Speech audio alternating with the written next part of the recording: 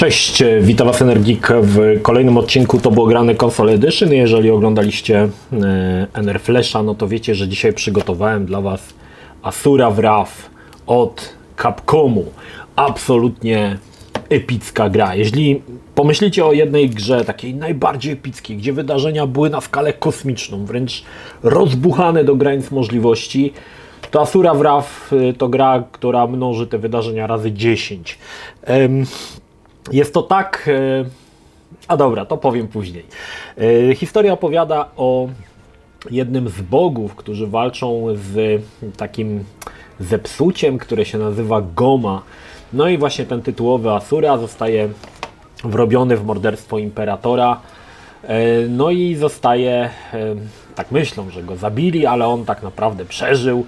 No i powraca z żądzą zemsty. Tam jest jeszcze dodatkowy taki fabularny element, że porwali jego córkę, a jego żonę zabili. Ten film będzie miał dosyć sporo niestety spoilerów, także od razu Was uprzedzam, z tego względu, że ciężko by było o tej grze opowiedzieć bez spoilerów. Także czujcie się ostrzeżeni. Tak więc zostaje zrzucony do takiego jakiegoś, nie wiem, krainy, można powiedzieć Hadesu, mija 12 000 lat, no i Asura wraca na ziemię, no i zaczyna oczywiście walczyć ze wszystkimi 8 generałami, 7, którzy go zdradzili, no i oczywiście po to, aby odzyskać też swoją córkę.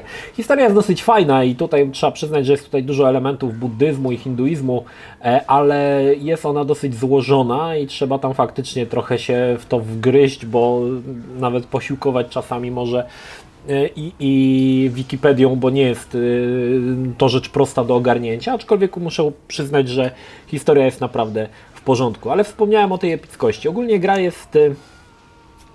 Jaki to jest gatunek? Jest to po części bijatyka, trochę w stylu God of War, z ogromną ilością quick time eventsów, które są dość częste. Dodatkowo bardzo dużo w grze jest cutscenek, gdzie oglądamy, a nie gramy, co upodabnia troszkę grę bardziej do takich interactive movie. Natomiast ten core nasz, kiedy spędzamy, można powiedzieć, że gramy, no to w zasadzie jest to bijatyka.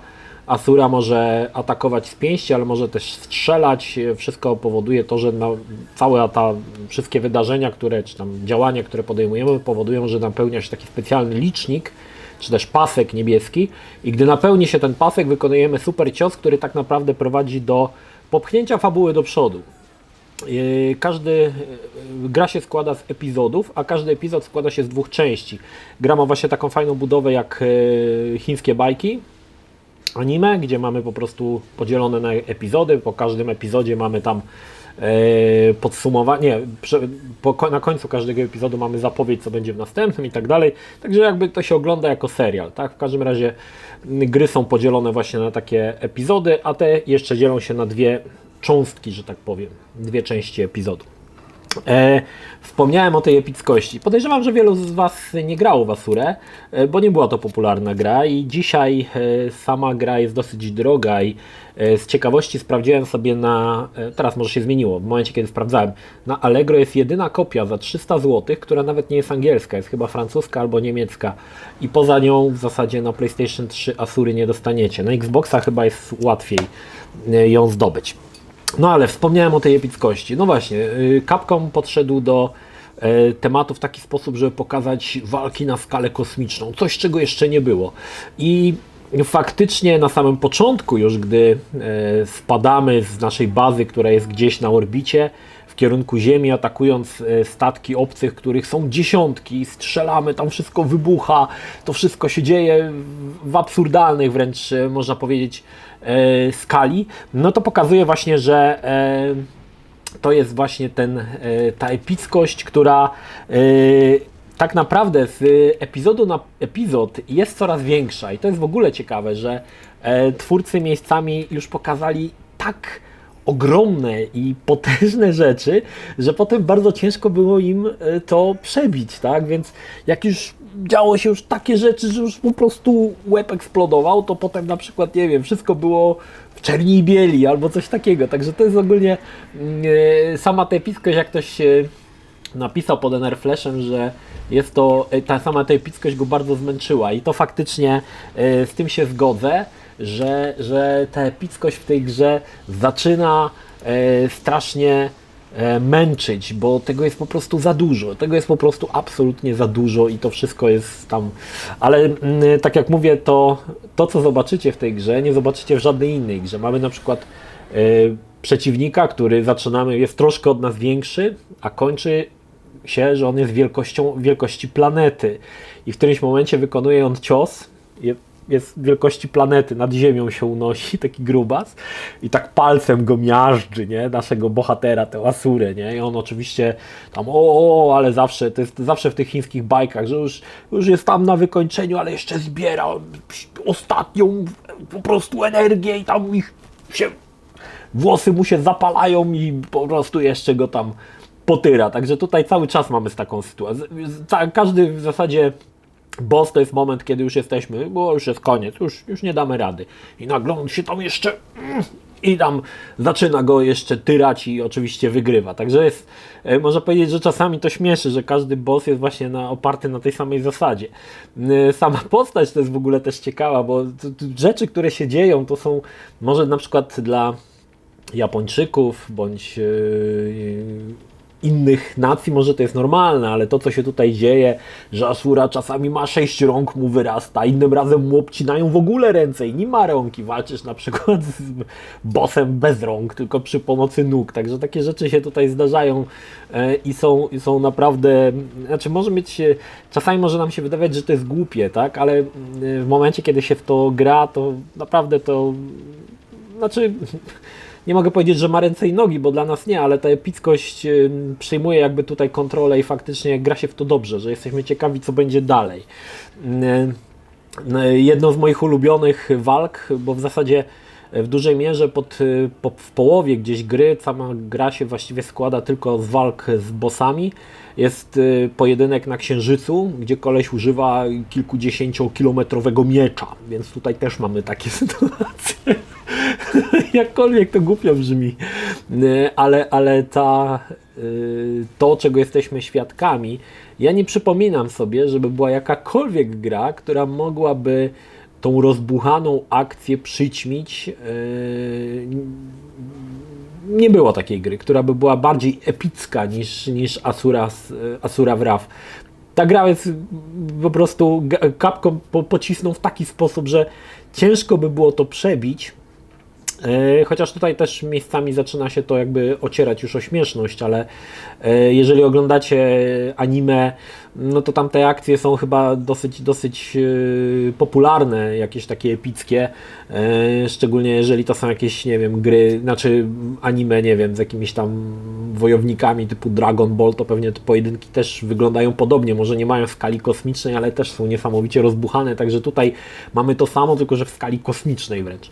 Także gra naprawdę pod kątem epickości robi robotę. Bardzo fajnie wypadła oprawa.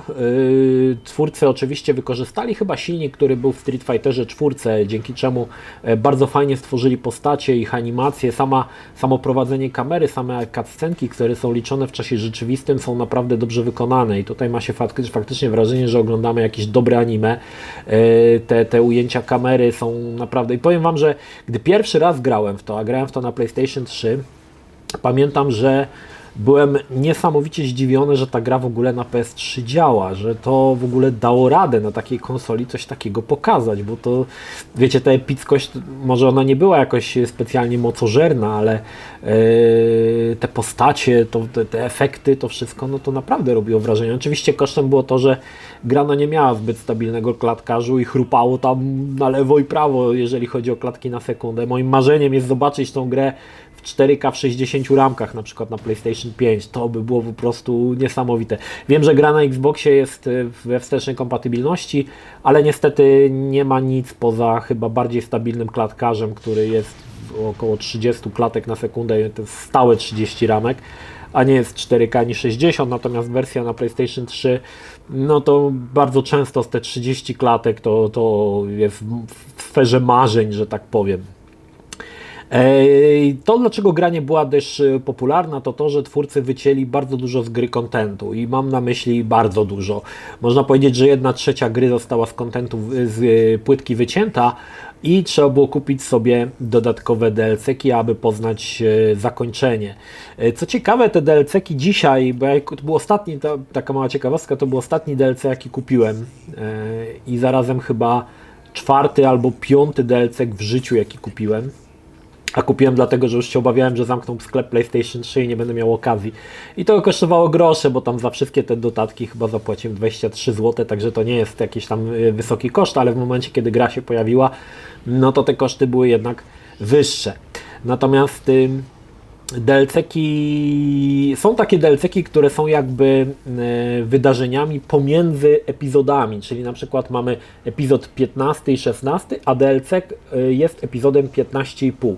I dwa są epizody oparte całkowicie na animacji takiej mangowej, rysunkowej, gdzie w zasadzie jedyną rzeczą, którą to robimy, to są quick time eventsy. Nie wykonujemy tam żadnych innych czynności, tylko quick time eventsy, ale chyba najbardziej słabym pomysłem było to, że wycięto prawdziwe zakończenie. Prawdziwe zakończenie w Asura Wrath, które jest oczywiście w DLC-ku, składa się, o ile dobrze pamiętam, z 4 epizodów, których zakończenie zajmuje około 2, no zależy od poziomu trudności, na tym najwyższym to około 3 godzin, także dosyć sporo. I to zakończenie jest naprawdę fajne, jest niesamowicie epickie, jest najbardziej epickie ze wszystkich epickich rzeczy w całej grze. Także trochę to było słabe, że kupując grę za pełną kwotę, tak naprawdę musisz jeszcze wydać 50% tego, co zapłaciłeś, żeby kupić te wszystkie DLC-ki, żeby poznać całą historię. To było naprawdę złe w tamtym czasie i po części było to też powodem niskiej oceny samej Asury. Natomiast dzisiaj patrzymy na to łaskawszym okiem, bo te DLC-ki są o wiele tańsze i mamy możliwość za niewielką kwotę poznania całej historii. Dodatkowym smaczkiem, i tutaj muszę przyznać, że to jest bardzo fajny pomysł, mamy w DLC-ku oczywiście, zaginione epizody, gdzie Asura walczy z 2 postaciami z Street Fightera. Na początku walczy z Ryu, a potem walczy z Akumą. I to zakończenie tych Lost Episodes daje pewien nie wiem, czy pomysł, czy raczej taką ideę, że świat Asury i świat Street Fightera to jest jedno uniwersum. Ponieważ w zakończeniu pojawiają się inne postacie jeszcze ze Street Fightera, co pozwala przypuszczać, że to jest jedno uniwersum. Natomiast te 2 epizody to jest naprawdę coś niesamowitego, bo na początku zaczyna się jak prawdziwy Street Fighter, czyli walka 1 na 1 z widokiem z boku, z paskami energii, także to jest tak jakby w Street Fighterze, a potem oczywiście zaczyna się to wszystko rozkręcać, no i ponownie jest absolutnie epicko, nie?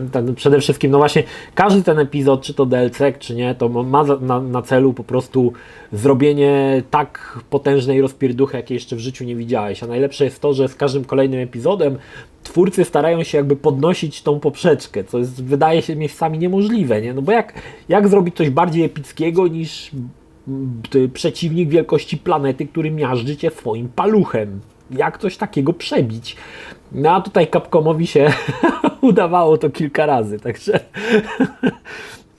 pytanie, czy dzisiaj warto zagrać? Powiem tak, no w czasie, kiedy gra wychodziła, ona nie była za bardzo, tak jak mówię, popularna. Sama długość tej gry też nie była jakoś specjalnie, bez tych DLC-ków to było chyba około 10 godzin zakończenie gry, z DLC-kami, no to tam chyba 15 albo 16 ze wszystkimi DLC-kami, także też nie jest taki specjalnie długi czas, natomiast ja Wam powiem tak, ja tę grę polecam ogólnie. Asura Wrath jest absolutnie unikalną produkcją.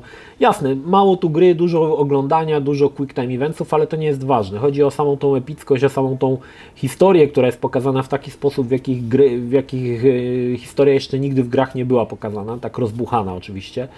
I powiem Wam tak, kończyłem tą grę chyba ze 4 razy, teraz kończyłem ją 5. raz i za każdym razem się naprawdę fajnie przy niej bawię, bo jest tak napakowana akcją, tak fajnie zrobione animki, że to się ogląda jak dobrą kreskówkę, czy tam dobry film. Naprawdę jest tutaj to pociśnięte wręcz do takiej, można powiedzieć, aż do artyzmu, jeżeli chodzi o te animki, i to naprawdę fajnie się ogląda. Jeżeli nie macie PlayStation 3, bo podejrzewam, że wiele z Was już PlayStation 3 nie ma, bądź dostęp do samej gry jest, tak jak mówię, jest dosyć trudny, bo cena gry jest wysoka, zerknijcie sobie na YouTubie, aczkolwiek, tak jak mówię, no jak się gra, to jest troszkę inny odbiór i nie wrażajcie się z tym, że to jest głupie, bo to jest pewna konwencja, którą trzeba albo od razu przyjmujesz, że to jest konwencja i płyniesz z tym, albo po prostu sprzeciwiasz się temu i jeżeli od początku ta konwencja do Ciebie nie przemawia, no to w zasadzie w żaden sposób gra nie będzie Ci się podobało później, tak? Bo ona jakby cały czas tej konwencji się trzyma. Miejscami wydaje się, to mówię, to jest głupie, ale trzeba gdzieś tam mieć z tyłu głowy, że to jest taka konwencja, tak? To jest taka konwencja gry, która jest w taki, a nie w inny sposób przedstawiona. Niemniej, no dzisiaj, tak jak mówię, bardzo rzadki tytuł, jeden z takich, można powiedzieć, białych kruków już na PlayStation 3 i ten trend będzie się pogłębiał, natomiast ja uważam, że warto w Asurę zagrać chociaż raz, zobaczyć coś, czego jeszcze w życiu nie widzieliście i pewnie jeszcze długo nie będzie to pobite przez żadną grę, bo te wydarzenia, które się tutaj pojawiają, to jest skala po prostu absurdalna. Także polecam, naprawdę fajny tytuł, ja się bawiłem bardzo fajnie, za każdym razem, kiedy w nią grałem, za każdym razem gra mi się bardzo podobała i bawiłem się świetnie, także jeżeli macie PlayStation 3, w mojej opinii Asura Wrath jest must have, zwłaszcza, że ona chyba nie wyszła, o ile dobrze pamiętam, na PC, to ona tylko pojawiła się na PlayStation 3 i na Xboxa 360. Od biedy jeszcze można na emulatorku sobie odpalić. Niemniej, bardzo dobra gra, ale musicie przyjąć konwencję, która jest Wam narzucana od początku. Jeżeli to zrobicie, będziecie fajnie się bawić i japa będzie otwarta na widok tych epickich wydarzeń. To tyle. Pozdrawiam Was, Energik, trzymajcie się, do następnego. Cześć.